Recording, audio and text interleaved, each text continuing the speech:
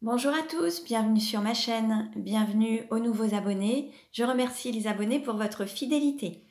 Je vous retrouve aujourd'hui pour un nouveau tirage astrologique simplifié pour les personnes du signe de la Balance, de l'ascendant ou du signe lunaire, pour connaître la tendance sur le mois de mars. Pour cela, je vais utiliser différents oracles. Vous retrouverez les références dans le descriptif de la vidéo.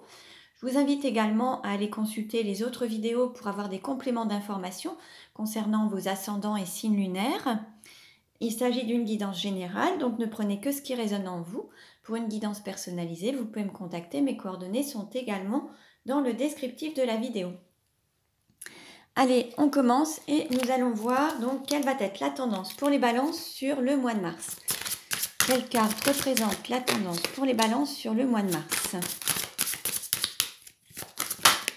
Alors, on nous parle de protection, de défense avec le nombre 35 et l'As. Donc là, on va avoir des personnes qui vont peut-être avoir besoin soit de se protéger, soit d'être protégées et de se défendre. Alors il peut y avoir peut-être certains conflits, certains jugements, mais il peut y avoir aussi ce besoin de se défendre, de défendre ses idées, de défendre ses désirs, ses besoins, ses envies. Le fait de se défendre, de protéger vos aspirations, ce qui tient le plus, ce qui compte le plus pour vous, ce qui vous fait défendre vos valeurs, en fait. Donc, je vais lire le texte correspondant.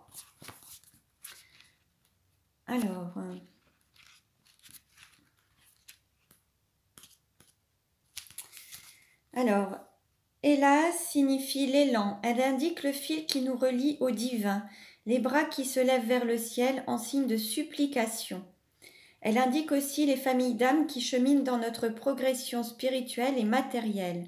Elle peut aussi indiquer un guide, un protecteur, un ange gardien.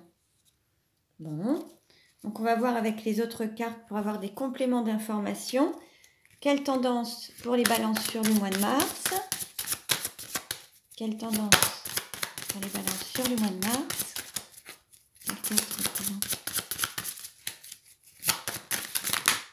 Alors, on a la carte sagesse. Lorsque le cœur parle, il éveille les bons sentiments, raison et honnêteté. Là, on a peut-être les balances qui vont faire preuve de sagesse, qui vont écouter leur cœur, qui vont écouter ce qui les fait vibrer pour prendre des décisions. Alors, on va voir, je vais vous lire le texte. Sagesse. La carte de la sagesse désigne notre capacité à voir avec les yeux de l'âme, à être impartial et sage face aux difficultés. Elle nous invite à être dans les bons sentiments et à incarner la paix. Cette carte nous indique que tout a une raison et que le plus difficile est de comprendre l'enseignement caché derrière les coups du sort. Au niveau sentimental, elle désigne une personne réfléchie et sincère qui est capable d'une grande écoute, qui sait entendre raison, prodiguant des conseils éclairés. Au niveau professionnel, la carte sagesse nous pousse à peser le pour et le contre, à relativiser. Elle nous demande aussi de voir les choses de manière sincère, d'être honnête envers nous-mêmes. Au niveau spirituel, la carte de la sagesse nous interroge sur notre capacité de réflexion. Elle nous invite à être en osmose avec nous-mêmes et à être fidèles à nos aspirations. Donc voilà, on va prendre les autres cartes pour avoir des compléments d'information. Alors avec le petit oracle des anges, quel message pour les balances pour le mois de mars? Quel message? Alors, on a la carte courage qui s'est retournée. Alors, tu en es capable, alors agis. Nous, les anges, nous te soutenons. Là, on invite vraiment les balances à aller dans le sens de ce qui les appelle, en fonction de leurs convictions, de l'appel du cœur. Et on invite les balances à se mettre en action. En fait, vous êtes protégés et vous pouvez vous mettre en action, en fait. Vous avez toutes les capacités de réussir. Alors, on continue. Et là, maintenant, nous allons voir donc quelle tendance pour les balances sur le mois de mars. Alors, quelle carte représente les balances sur le mois de mars?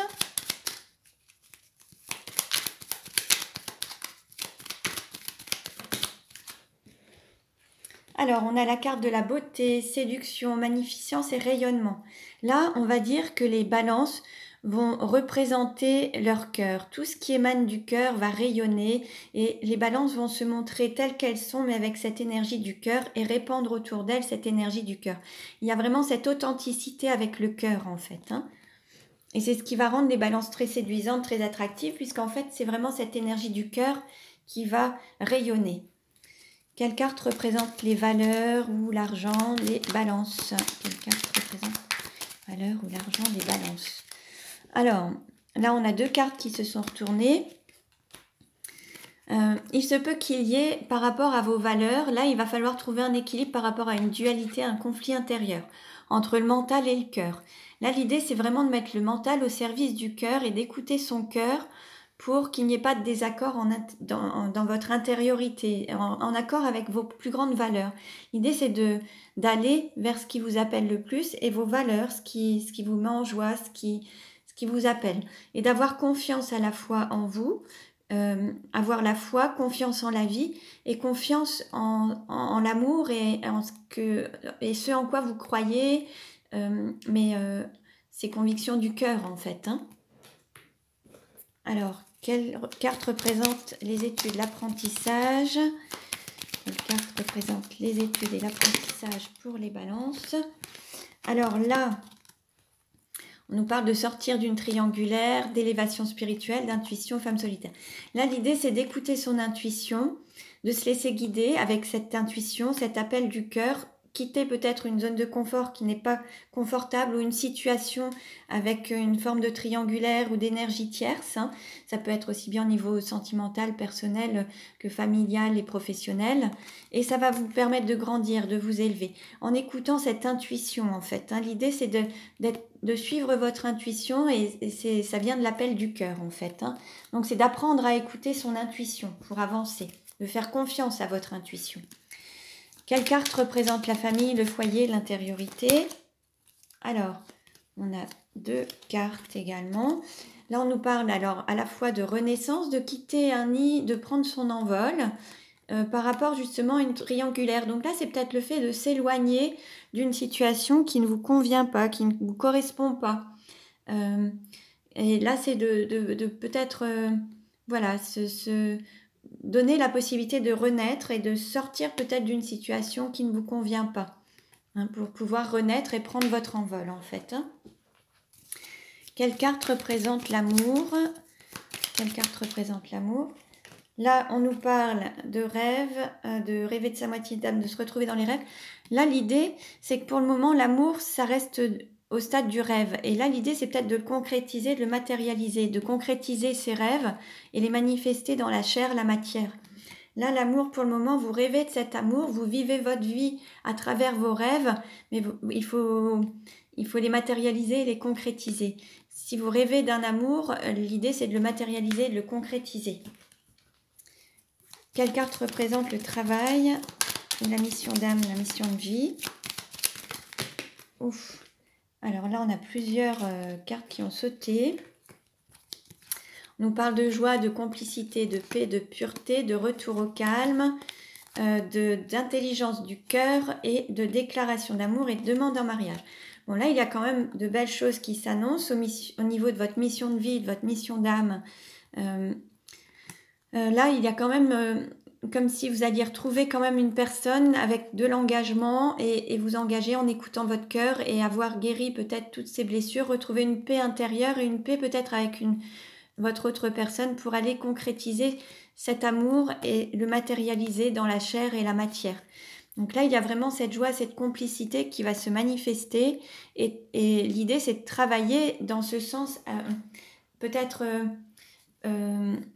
aller sur cette mission d'âme et mission de vie et de concrétiser ces choses-là, mais de travailler peut-être en amont, réfléchir à comment matérialiser ces choses-là, ce qui vous appelle, ce qui vous fait vibrer, pour pouvoir le concrétiser dans la matière. Le travail à faire, c'est peut-être justement de matérialiser tout ce qui vous fait vibrer. Quelle carte représente votre autre? Alors, on nous parle d'amour vrai, de réciprocité. Donc là, il y a vraiment un amour authentique, réciproque avec la personne à laquelle vous pensez. Quelle carte représente la sexualité? Quelle carte? Et là, au niveau de la sexualité, peut-être que certains ont pris un peu de distance par rapport à ça. Il y a peut-être juste une sexualité sacrée, mais qui n'a peut-être pas encore été incarnée dans la matière, dans la chair. Et il y a ça vibre à l'intérieur de vous, il y a ce profond désir. C'est quelque chose qui ne demande qu'à se manifester, en fait. Mais au niveau du côté tactile et physique, en tout cas pour le moment, ça n'a pas encore été concrétisé. Quelle carte représente les voyages ou les déplacements? Quelle carte représente les voyages ou les déplacements? Oups, là ça va. Attendez, alors quelle carte représente les voyages ou les déplacements? Une carte s'il vous plaît. Allez. Et là, on nous parle justement de se déplacer. Alors, certains vont peut-être se déplacer, déménager, vivre à la campagne ou se déplacer à la campagne. Mais en tout cas, on nous parle d'ancrage. Là, on vous invite vraiment à vous ancrer et à ancrer vos désirs, vos envies, ancrer ce qui émane de votre cœur, ancrer votre relation, la matérialiser, lui donner vie et être totalement aligné avec ce que vous souhaitez vraiment en fait. Hein. Ancrer vos plus grandes valeurs, vos plus grandes passions, les matérialiser, les concrétiser et se donner les moyens de le réaliser en fait. Hein. Quelle carte représente la carrière? Quelle carte représente la carrière? Là, on parle de Vierge Marie, de protection divine. Là, il y a une mission divine, il y a peut-être... bon, vous êtes protégé dans votre vie, dans votre carrière, mais il y a peut-être soit un aspect humanitaire, un aspect spirituel. Peut-être que certains travaillent dans cet aspect spirituel, ou en connexion avec la spiritualité, au niveau énergétique, c'est possible. En tout cas, vous avez une mission divine, ça peut être justement au niveau des flammes jumelles, il y a une mission à vivre. Quelle carte représente les amis ou l'entourage? Quelle carte représente les amis ou l'entourage? Alors, on a ces cartes sautées. Alors, on a... le fait de trouver un équilibre entre le cœur et le mental pour pas aller à contresens en fait et se reconnecter à son enfant intérieur. Là, il y a vraiment cet équilibre à avoir entre le mental, mais sortir de l'auto-sabotage du mental ou des peurs pour être en total équilibre avec son cœur et trouver cet équilibre. Hein. Quels sont les obstacles et les défis à relever? Quels sont les obstacles et les défis à relever?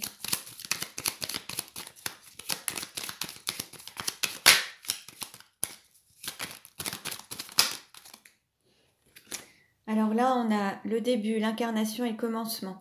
Là, c'est de donner naissance justement à la relation, de donner naissance à votre propre vie, à votre propre incarnation en fait, votre propre mission de vie. C'est vraiment donner naissance à ça et à vous autoriser peut-être à commencer, alors soit une vie amoureuse, une vie de couple, une vie de famille, à commencer à redémarrer peut-être, mais être en accord avec cette incarnation, en lien avec ce côté divin et spirituel, le matérialiser, l'incarner dans la chair en fait, le concrétiser. Ça va être la difficulté à dépasser en fait, hein, pour pouvoir être pleinement dans la vie sur Terre et la vivre pleinement sur Terre en fait. Hein. Alors, quelle carte pour la conclusion, pour les balances sur le mois de mars?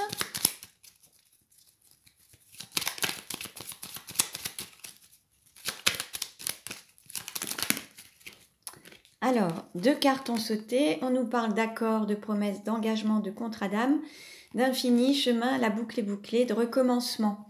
Donc là, en fait, il y a un cycle qui recommence. Ça peut être aussi des cycles d'incarnation. Ça peut concerner justement ce contrat d'âme, ce contrat de flamme jumelle.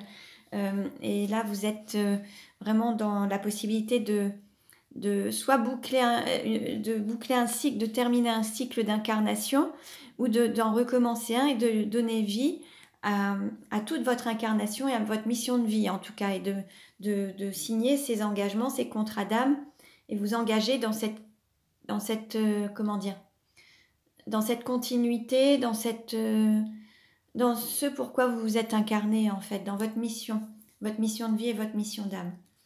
Donc voilà pour les balances. Je vous invite à consulter les autres vidéos concernant vos ascendants et signes lunaires pour avoir des compléments d'information. Je vous remercie pour votre écoute, merci pour vos likes. Pensez à vous abonner à ma chaîne pour recevoir les autres vidéos. Vous pouvez aussi aller consulter tous les jours les messages quotidiens dans la communauté. Voilà, je vous dis à très bientôt et prenez bien soin de vous.